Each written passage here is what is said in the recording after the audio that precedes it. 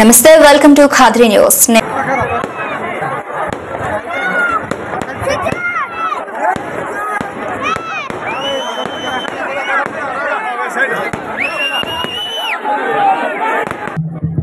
ఈ కార్యక్రమానికి విచ్చేసినటువంటి డాక్రా అక్క చెల్లెమ్మలకు తలుపుల మండల నలుమూలల నుంచి విచ్చేసినటువంటి వైఎస్ఆర్ కాంగ్రెస్ పార్టీ కార్యకర్తలకు ఈ కార్యక్రమానికి నేటి ముఖ్య అతిథి మన గౌరవనీయులు పెద్దిరెడ్డి సార్ కదిర్లో మధ్యలో ఉన్నాం మనము మబ్బుల్ సార్ జగన్మోహన్ రెడ్డి సార్ ఇతరం పంపించే పెట్టినాడు మనకు సింహమ్మరి మన లాగా మనం గెలిపించి పెద్దిరెడ్డి రామచంద్రెడ్డి సార్ చిత్తుకోవాలా 30,000 ఓట్లతో గెలిపించాలా మా కదిరి డెవలప్ పెద్దిరెడ్డి సార్ అనుకుంటే భయంకరంగా డెవలప్ అవుతుంది కాబట్టి వాళ్ళ ఇద్దరిమే మబ్బులు సార్ కాబట్టి మనము గెలిపించి పెద్దిరెడ్డి సార్కు గిఫ్ట్ గా అప్పిద్దాం.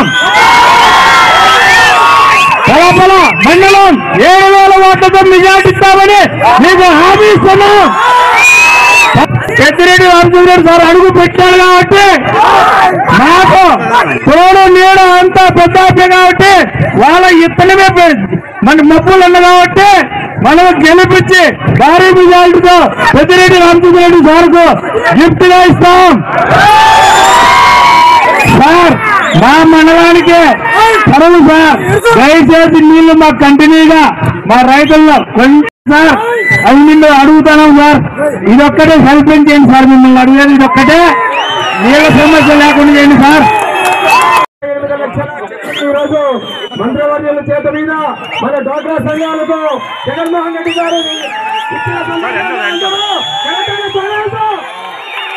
రాష్ట్రపతి కోరుతున్నాను.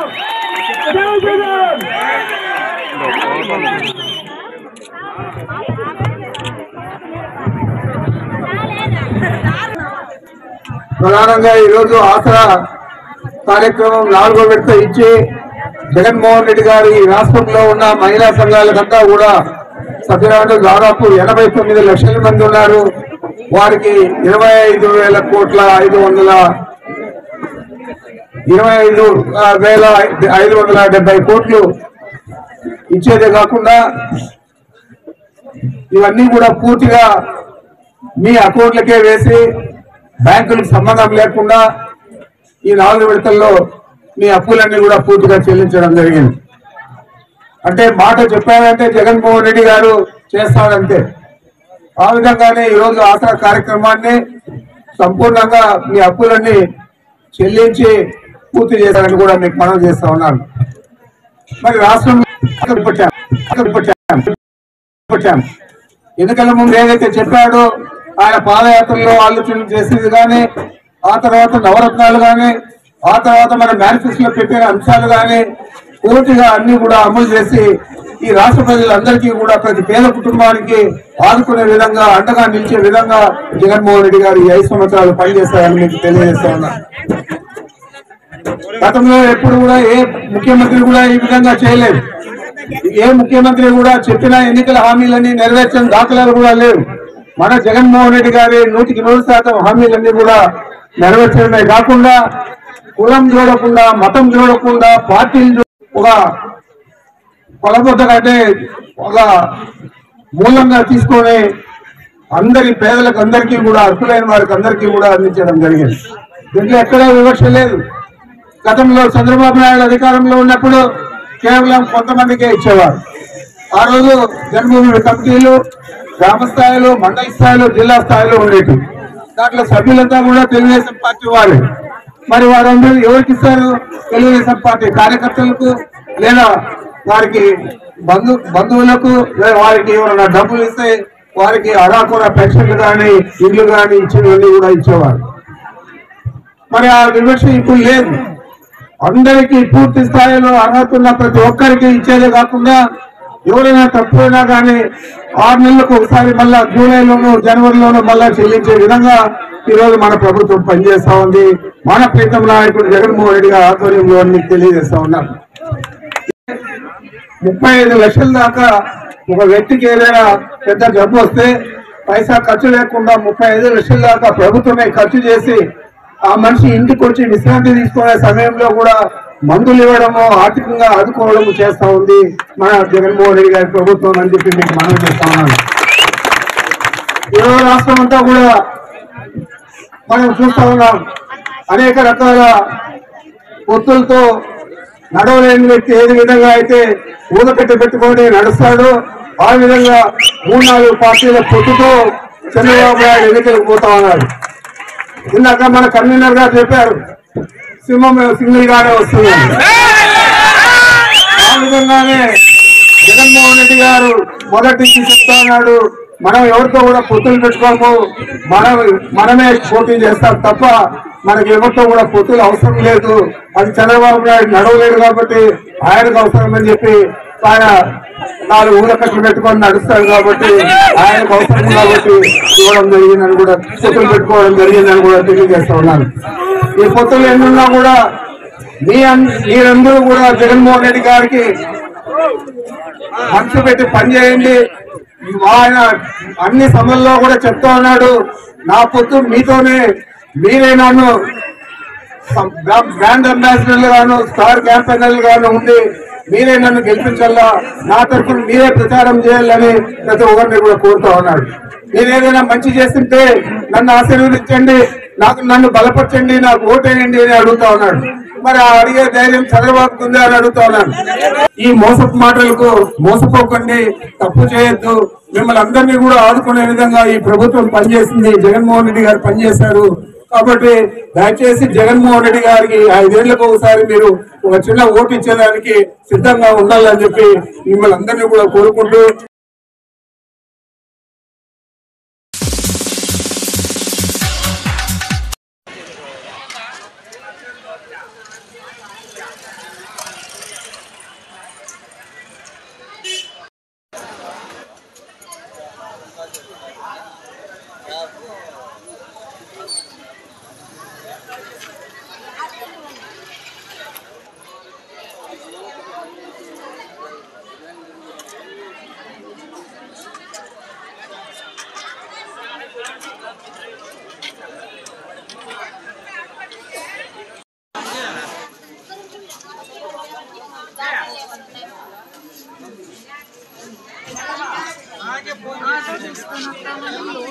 ఆటో తీసుకొని వస్తామండి, ఒకట్లా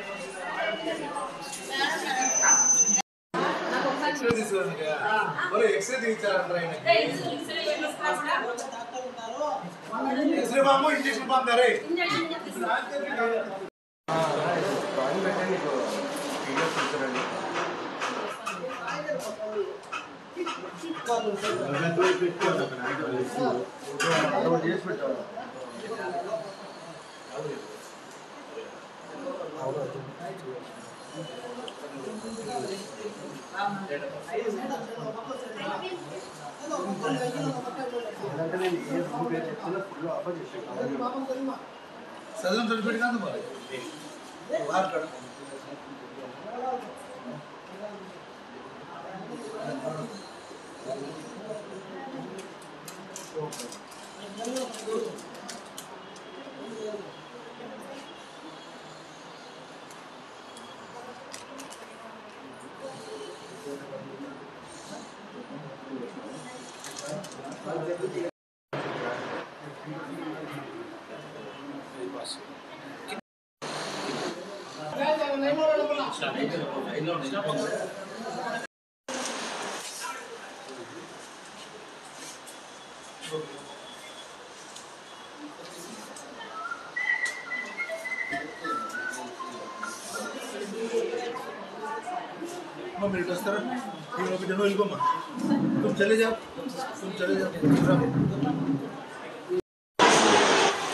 ఈరోజు కదిరి ఏరియా హాస్పిటల్లో వికలాంగులకి రైల్వే పాసుల కోసం వాళ్ళకు ఒక సర్టిఫికేట్ ఇష్యూ చేయాల్సి ఉంటుంది 10 సంవత్సరం వాళ్ళకి. ప్రతిసారి ఏం జరిగేదంటే వీళ్ళు ఒకరిద్దరు వచ్చేసి పైకి ఆఫీస్కి అక్కడ తిరుగుతూ చాలా ఇబ్బంది పడేవాళ్ళు. వీళ్ళ సంఘం తరఫున నిన్న రిప్రజెంటేషన్ ఇచ్చేసి మేమంతా ఒకేసారి వస్తాం సార్, ఒక క్యాంప్ అరేంజ్ చేయమని అడగడం జరిగింది. దాంట్లో భాగంగా ఈరోజు స్పెషల్ కౌంటర్ ఒకటి ఏర్పాటు చేసి వీళ్ళందరికీ ఒకే చోట ఎక్కడ తిరిగే అవసరం లేకుండా డబ్ల్యూ పాసుల కోసం సర్టిఫికేట్స్ మొత్తం ఇక్కడ ఇష్యూ చేస్తున్నాము. దాదాపుగా వీళ్ళు 300 నుంచి 400 మంది దాకా అంచనా ఉంది వీళ్ళు వస్తారని చెప్పేసి. అందరికీ ఈరోజే వీలైనంత వరకు ఇస్తాము. మిగిలితే రేపు కూడా ఇంకో క్యాంప్ పెట్టేసి స్పెషల్గా వీళ్ళకి అందరికీ సర్టిఫికేట్ ఇక్కడ ఇష్యూ చేయడం జరుగుతుంది. ఈరోజు ఎన్ని రోజులు సార్ క్యాంపు? యాక్చువల్గా ఒక రోజేనండి, బట్ మనుషులు ఎక్కువ అయ్యి ఒకవేళ ఎక్కువ మంది మిగిలిపోతే రేపు కూడా ఇస్తాం. పీరియడ్ ఎంత సార్ పాస్కి? ఎన్ని రోజులకి? ఇదైతే 1 year ఉంటుందండి. ఇప్పుడు మాత్రం వీళ్ళు లైఫ్ టైం చేయిస్తామని చెప్పేసి వీళ్ళ సంఘం అధ్యక్షులు చెప్తున్నారు. ఒకవేళ ఒక సంవత్సరం తర్వాత మళ్ళీ అవసరమైన కూడా నన్ను అప్రోచ్ అయితే మళ్ళీ స్పెషల్ క్యాంప్ పెట్టించేసి మళ్ళీ ఇవ్వడానికి కూడా మేము సిద్ధంగా ఉన్నాం. సార్ బయట రైల్వే పాస్ దరఖాస్తులు దొరకలేదని ఇబ్బందులు పడుతున్నారు సార్. అది యాక్చువల్గా వాళ్ళ సంఘం తరఫున వాళ్ళు అరేంజ్ చేస్తున్నారండి. వాళ్ళు అది వాళ్ళే తీసుకురావాలి. అప్లికేషన్ మాత్రం మా దగ్గర ఉండదు, మేమైతే సర్టిఫై చేయగలం మాత్రమే. దరఖాస్తు ఫుల్ఫిల్ చేసేది కూడా ఇబ్బందులు పడుతున్నారు. లేదండి, వాళ్ళ సంఘం తరఫున వాళ్ళు ఒక వాలంటీర్లు కూడా తీసుకొచ్చారు. బయట 5 మంది కూర్చొని ఉన్నారు.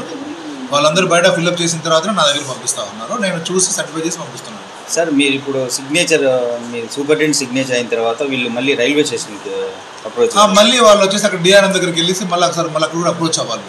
ఇక్కడ కదిరి అయిపోయిన తర్వాత మళ్ళీ అక్కడికి వెళ్ళాలి. Kadiri railway station sir? కదిరిలో వెళ్ళాలి.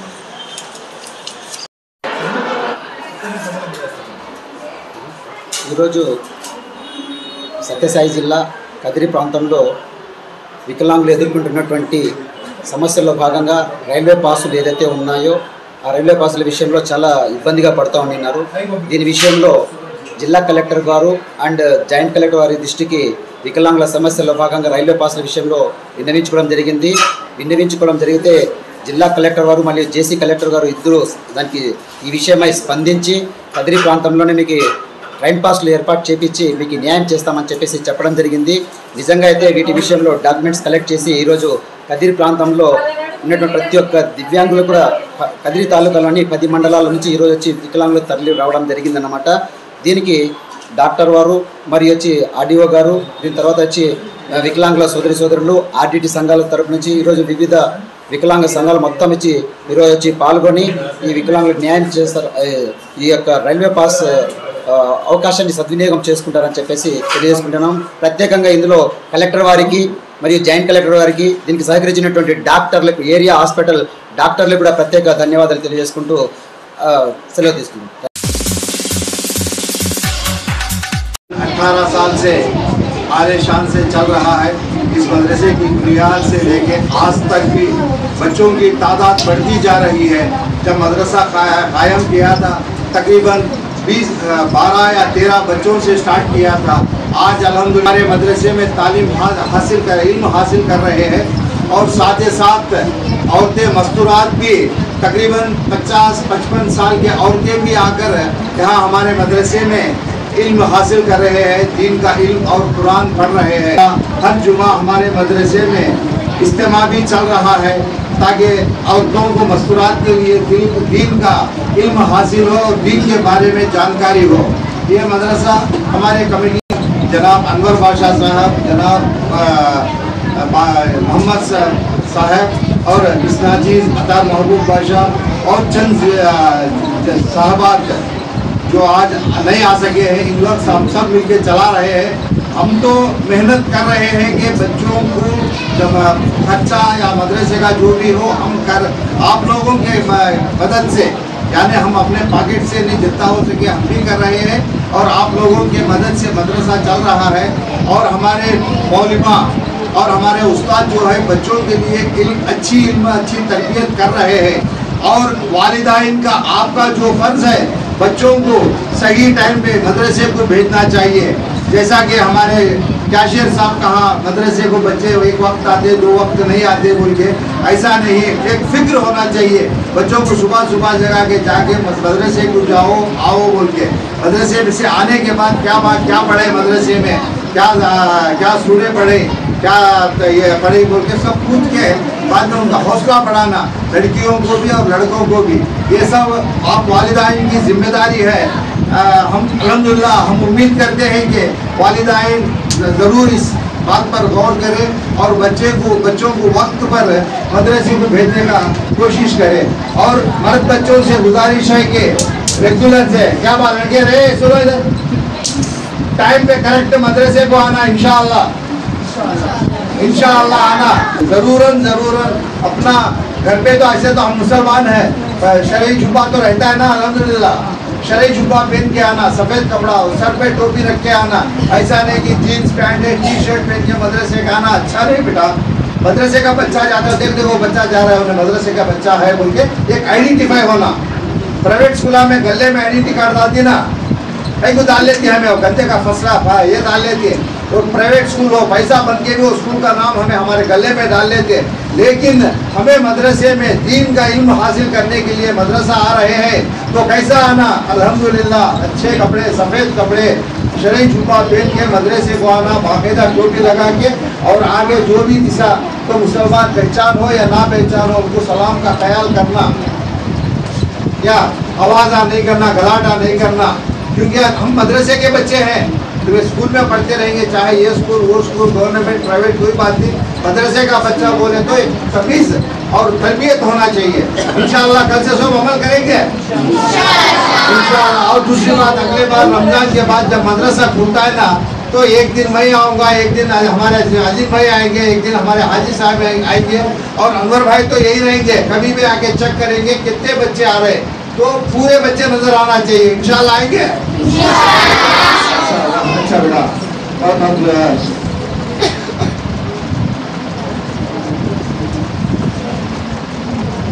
अपने हाथों से देकर बच्चों का हौसला बढ़ाए।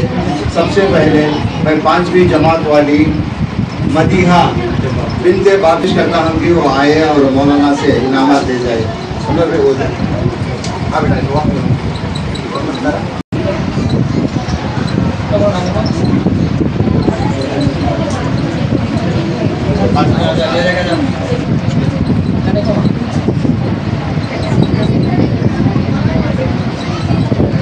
मदरसे के प्रेसिडेंट अलहाज जाफर सादिक से गुजारिश करता हूँ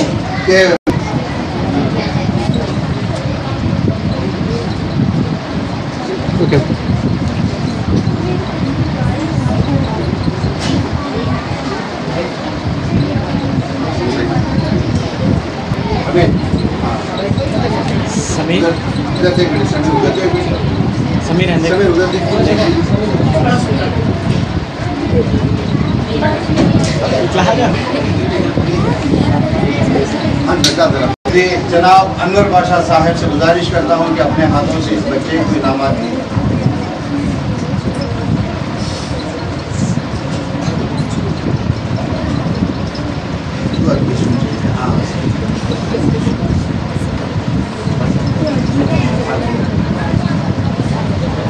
और तीसरा इनाम मोहम्मद अफवान इब्ने फयाज।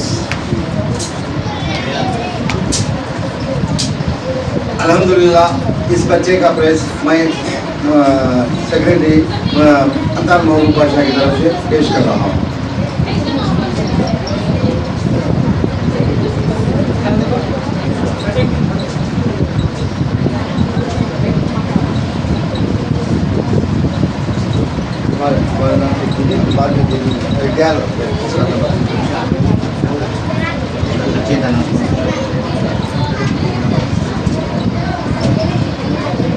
बाबा फखरुद्दीन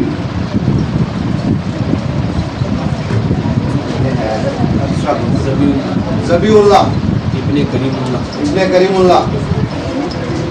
मैं हमारे मदरसे के मेंबर जनाब मोहम्मद से गुजारिश करता हूं कि अपने हाथों से बच्चे का बच्ची पढ़ती है अभी सर जनाब चांद बादशाह साहब, जनाब बाप जहान साहब से गुजारिश कर।